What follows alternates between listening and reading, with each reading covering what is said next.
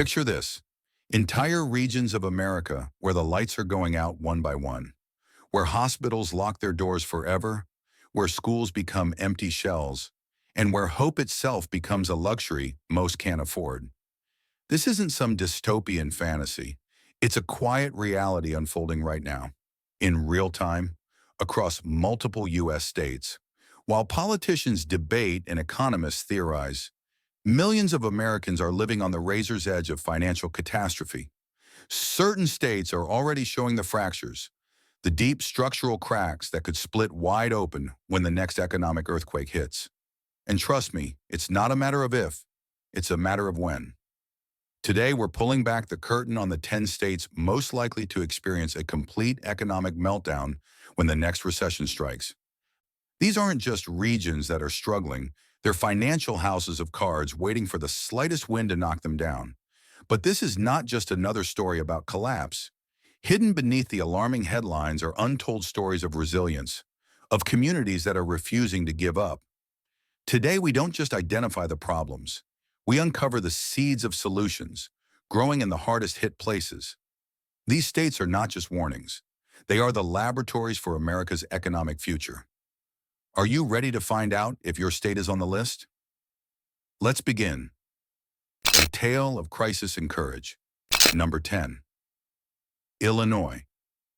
Walk through downtown Chicago, and you'll see the gleaming skyscrapers that define America's modern economy. But beneath that glittering facade, one of the nation's most dangerous financial disasters is waiting to explode. Illinois is sitting on a pension crisis so massive it almost defies comprehension. The state's public retirement systems are underfunded by approximately $139 billion. That's a debt of roughly $11,000 for every single resident, including newborn babies. For years, the state's credit rating has been hovering just above junk status. The financial rating agency Moody's has repeatedly warned that Illinois faces the worst pension crisis in America. This isn't just a number on a spreadsheet. It's a promise made to teachers, firefighters, and police officers that the state simply cannot keep. When the next major economic crisis hits, Illinois won't just struggle, it will be crushed under the weight of its own obligations. The exodus is already underway. In 2024 alone, Illinois lost over 83,000 residents, a quiet evacuation of families fleeing a sinking ship. To plug the holes, property taxes continue to climb, creating a vicious cycle where the very people who can afford to leave are doing exactly that, shrinking the tax base further.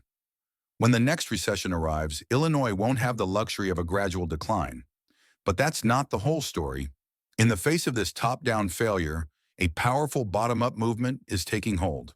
While the state government struggles, local communities are rediscovering a fundamental American value: self-reliance. Take a look at a town like Naperville, a suburb outside the shadow of Chicago. Faced with rising costs and the threat of empty storefronts, the local business community didn't wait for a bailout. They organized. They launched one of the most robust buy local campaigns in the state. Organizations like the Naperville Independent Business Association work together, creating community events, loyalty programs, and a shared marketing voice that champions Main Street over corporate giants. They understood a simple truth: if the state couldn't fix the big problems, they would start by fixing their own street corner. They lobby local officials not for handouts, but for the removal of red tape that stifles small businesses.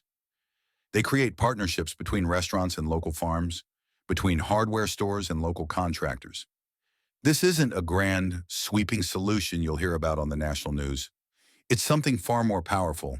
It's a story of resilience, proving that even when the foundation of a state is cracking, the spirit of local enterprise can build something strong, one small business at a time. Number 9. Hawaii. Imagine living on a tropical island, surrounded by breathtaking beauty, but being unable to afford a simple gallon of milk. That is the harsh reality for hundreds of thousands of Hawaii residents today. Hawaii's economy is a paradise built on a single, fragile pillar: tourism. The pandemic provided a brutal reality check, and the recovery has been slow. In 2024, visitor arrivals remain 15% below pre-pandemic levels, while the cost of living has skyrocketed beyond what most locals can manage. The median home price in Hawaii now exceeds $850,000, while the median household income is just $88,000. This means an average family would need to save every single penny for nearly 10 years just to afford a down payment. The state's geographic isolation makes it economically fragile. When global supply chains are disrupted, Hawaii feels the pain immediately and acutely. Milk often costs over $6 a gallon. Gasoline regularly tops $5. Basic necessities can cost double the mainland prices. This economic pressure is forcing native Hawaiians to leave their ancestral homes in record numbers, priced out by wealthy investors and a landscape dominated by vacation rentals. When the next economic storm hits the mainland, Hawaii will not just catch a cold, it will face a tsunami. Yet in the face of this overwhelming dependence on the outside world, a quiet revolution is taking root in the rich, volcanic soil of the islands. It's a movement towards food sovereignty. For generations, Hawaii imported over 85% of its food, a staggering vulnerability. But today, a new generation of farmers and community leaders is fighting to change that. Across the islands, you'll find farm-to-table initiatives and native Hawaiian agricultural co-ops that are not just businesses, they are cultural revivals. They are restoring ancient farming practices, like the cultivation of taro in traditional wetland paddies, to grow food for their own communities. Consider a group like the MAO Organic Farms in Waianae. They don't just grow organic produce. They run a youth leadership program, providing scholarships and jobs to local kids, teaching them sustainable agriculture and empowering them to build a future in their own homeland. This is more than just farming. It's an act of defiance against a system that has made them dependent. By growing their own food, they are reducing the cost of living, creating sustainable jobs, preserving their cultural heritage, and insulating their communities from the shocks of the global supply chain. This is the hidden story of Hawaii, a people reclaiming their land and their future, one harvest at a time. Number 8. Louisiana. Louisiana isn't just physically sinking into the Gulf of Mexico. Its economy is drowning too. The state's deep reliance on the volatile oil and gas markets has created a perpetual boom and bust cycle that leaves its residents on edge. When energy prices are high, there's prosperity. When they crash, the state's budget and its people pay the price. The poverty rate remains stubbornly high at over 19%, ranking among the worst in the nation. The state's public systems are literally falling apart. The American Society of Civil Engineers gave Louisiana's infrastructure a D-plus grade, pointing to over 1,500 bridges rated as structurally deficient. And then there are the hurricanes. Natural disasters compound every existing problem. Hurricane Ida alone caused over $75 billion in damage, money the state simply doesn't have. Each storm season brings the possibility of another devastating shock. This constant instability has led to a brain drain, with over 70% of LSU graduates leaving the state within 5 years of graduation. They aren't just losing people, they are losing their future. But what if the very thing that threatens Louisiana's existence, the water, also holds the key to its survival? As the oil industry faces an uncertain future, a new vision is emerging along the coast: the blue economy. Louisiana's leaders and scientists are beginning to realize that their greatest asset is not the oil under the seabed, but the water itself. This isn't just a theory, it's happening now. Look at projects focused on coastal restoration. These initiatives aren't just about piling up sandbags. They are massive ecological engineering projects that rebuild wetlands and barrier islands. These restored ecosystems serve as natural buffers against hurricanes, but they also create incredible economic opportunities. They become nurseries for the state's vital seafood industry: shrimp, oysters, and crawfish. They create new jobs in sustainable aquaculture and fisheries management. Furthermore, these pristine natural areas are fueling a rise in ecotourism, attracting visitors who want to experience the unique beauty of the bayou, not just the bars of New Orleans. This is a profound economic shift. It's a move away from extracting a finite resource towards cultivating a renewable one. Louisiana is learning that by healing its environment, it can also begin to heal its economy, creating a more resilient future that works with nature, not against it. Number 7. Nevada. Las Vegas glitters like a jewel in the desert, a monument to spectacle and chance. But Nevada's entire economy is essentially one giant casino bet. And the house doesn't always win. The state's reliance on tourism, gaming, and hospitality is its Achilles heel. Nearly 30% of the entire workforce depends on this single industry. When people stop traveling and spending, as they do during every recession, Nevada doesn't just slow down, it crashes. The housing market tells an even scarier story.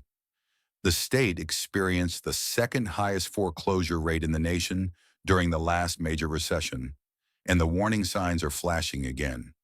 Housing prices have surged 40% since 2020, pushing homeownership out of reach for the very service workers the state depends on. Outside the bright lights of Las Vegas and Reno, vast portions of Nevada are economically desolate. Rural counties struggle with shrinking populations, limited healthcare access, and a lack of opportunity. The state budget is dangerously dependent on gaming and sales taxes, revenue sources that are highly volatile and can vanish overnight during a downturn. Nevada's economy is a high-stakes poker game where they've bet everything on a single hand. And when that hand fails, the consequences are catastrophic. But beyond the neon glow, in the quiet of the high desert, a different kind of boom is taking place. For years, Nevada has been quietly executing one of the most successful economic diversification plans in the country. They realized that their greatest assets weren't the casinos, but their vast open spaces and abundant sunshine. The result has been the transformation of the Reno-Sparks region into a major technology and logistics hub. It started with the Tesla Gigafactory, a massive investment that brought thousands of high-paying manufacturing jobs to the state. Then Apple followed, building a huge data center. Then Switch, a world leader in data storage, built the largest data center campus on the planet. These aren't tourism jobs. These are high-tech, 21st century careers in advanced manufacturing, logistics, and information technology. The state government actively courted these industries with favorable tax policies and a streamlined regulatory environment. They understood that they had to break their addiction to gambling revenue. The success of the Reno-Sparks area provides a powerful blueprint for the rest of the state. It proves that Nevada can be more than just a playground. By leveraging its unique geography and business-friendly climate, it is building a new, more stable economic foundation, one that is less about luck and more about innovation. Number 6. Kentucky. Kentucky exemplifies the tragic story of what happens when an entire industry disappears and nothing rises to replace it. For generations, coal was the lifeblood of Eastern Kentucky. But the industry has been in a state of collapse for over a decade, shedding over 60% of its jobs since 2010. The fallout has been devastating. Kentucky ranks 47th nationally in median household income, with nearly 17% of its population living below the poverty line. In the Appalachian counties, that number soars above 25%. Access to healthcare has become a crisis. The state has lost 12 rural hospitals since 2010. For many residents in remote areas, emergency medical care can be over an hour away. The opioid epidemic hit Kentucky harder than almost any other state, leaving a trail of broken families and draining resources from already struggling communities. A deep sense of hopelessness has set in, reflected in a workforce participation rate that sits well below the national average. Many have simply given up on finding any meaningful employment at all. For many, it seemed that when the coal mines closed, the future closed with them. But in the heart of coal country, a radical experiment is underway. From the ashes of the old economy, a new one is being forged, based not on what you can dig from the ground, but on what you can build on a computer. Meet BitSource, a software development company based in Pikeville, Kentucky. Their mission is as audacious as it is inspiring. They hire and retrain former coal miners to become professional coders. Think about that. People who spent their lives in the dark, dusty, and dangerous conditions of a mine are now learning to write code, design websites, and build mobile applications. BitSource provides intensive training and, more importantly, a stable, well-paying job in a future-proof industry. This is not a charity. It's a successful business that proves that the skills of a coal miner, a strong work ethic, attention to detail, and a talent for problem solving are transferable to the digital economy. The success of BitSource has sparked a movement. It has shown that you don't have to abandon Appalachia to find a good career. It is a powerful testament to the idea that a region's most valuable resource isn't a mineral, but the resilience and adaptability of its people. They are literally coding a new future for Kentucky. Number 5. Arkansas. Arkansas often flies under the national radar. Its problems tend to develop slowly and quietly, without the dramatic headlines of a housing crash or a factory shutdown. But beneath the surface, the state faces deep-seated challenges that could overwhelm its limited resources during a recession. Arkansas consistently ranks in the bottom 10 states for median household income. The state's vast rural areas face particular hardships: declining agricultural profits, disappearing small-town businesses, and a lack of reliable, high-speed internet access. For decades, manufacturing jobs provided a stable middle-class life for many Arkansans. But those jobs have been steadily disappearing as companies relocate to countries with cheaper labor. Even Walmart, the state's largest private employer, has been cutting costs and automating its operations, signaling a shift that will impact thousands of workers. Access to healthcare remains a critical issue in rural counties, where residents might have to drive 50 miles or more to see a doctor. The state has one of the highest uninsured rates in America, creating situations where a single medical emergency can trigger personal bankruptcy. Arkansas operates with minimal financial reserves, making it highly dependent on federal funding for essential services, a precarious position in times of budget cuts. But something is changing in the small towns and hollows of the Ozarks. The rise of e-commerce and the slow but steady expansion of internet access are fueling a new wave of rural entrepreneurship. The same spirit of independence that defines Arkansas culture is now finding an outlet online. You can see it in places like Mountain View, a town famous for its folk music. Here, artisans who once sold their handmade quilts, pottery, and wood carvings only to tourists can now reach a global market through platforms like Etsy and Shopify. A small batch hot sauce maker in a remote corner of the state can now sell their product on Amazon and ship it anywhere in the country. This movement is supported by organizations like Winrock International, an Arkansas-based nonprofit that provides training, grants, and technical assistance to small-scale farmers and rural entrepreneurs. They help farmers transition to more profitable organic crops and connect artisans with the digital tools they need to build a successful online business. These are not giant corporations. They are family businesses built from the ground up that are revitalizing the economies of small towns. They are proving that you don't need a factory or a corporate headquarters to create prosperity. In Arkansas, the future is being built by thousands of small, independent innovators. Number 4. Alabama. Alabama presents a puzzle. It's a state rich in natural beauty, cultural heritage, and southern hospitality, yet it persistently struggles with economic fundamentals that keep it near the bottom of national rankings. The state ranks 46th in median household income, with a poverty rate approaching 16%. But these numbers only scratch the surface of deeper, structural problems. Alabama's public education system consistently ranks among the worst in the nation. Low graduation rates and underfunded schools create a workforce that is often unprepared for the demands of the modern economy. This leads to a severe brain drain, where the state's most educated young people routinely leave for better opportunities elsewhere. The infrastructure is also facing mounting challenges. The ASCE gave Alabama's infrastructure a D+ rating, citing urgent needs for road and bridge repairs. Rural areas, in particular, suffer from inadequate broadband access, limiting their ability to attract new businesses.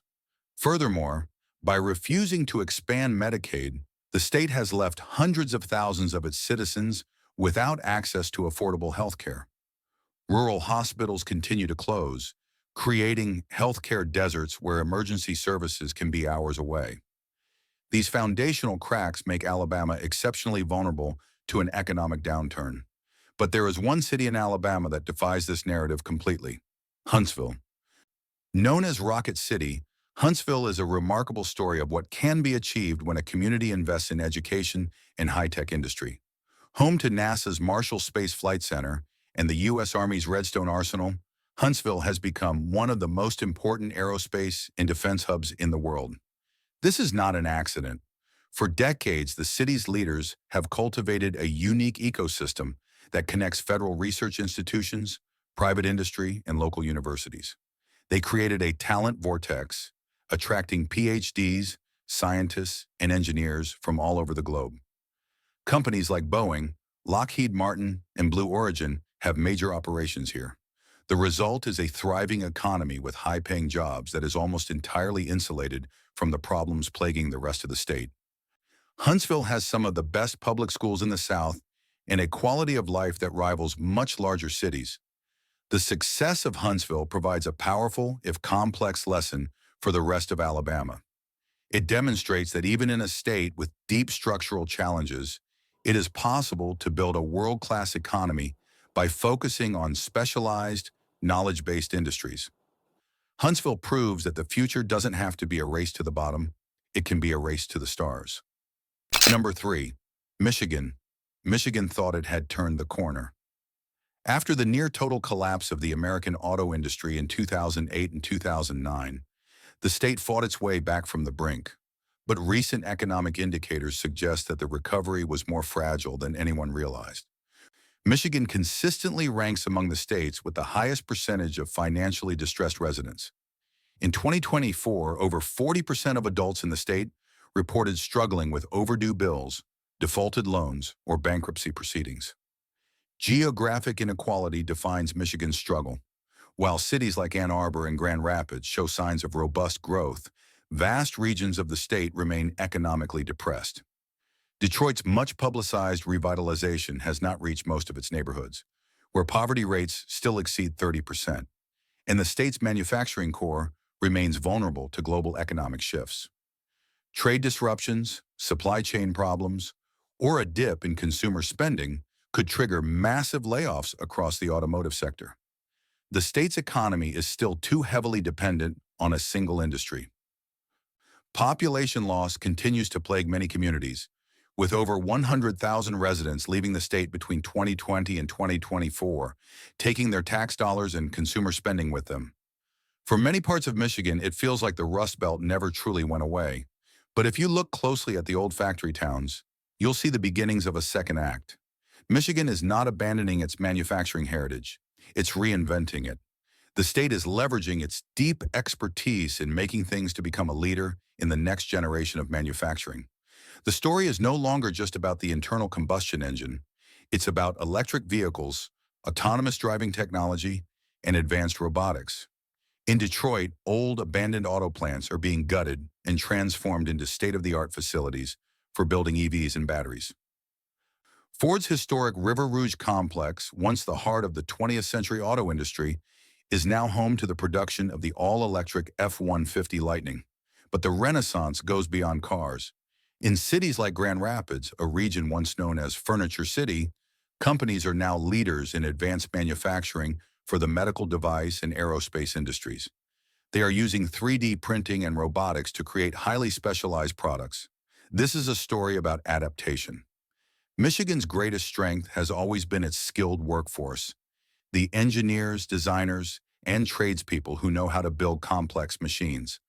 They are now applying that knowledge to the industries of the future, proving that rust can be polished into something new, something stronger, and something built to last.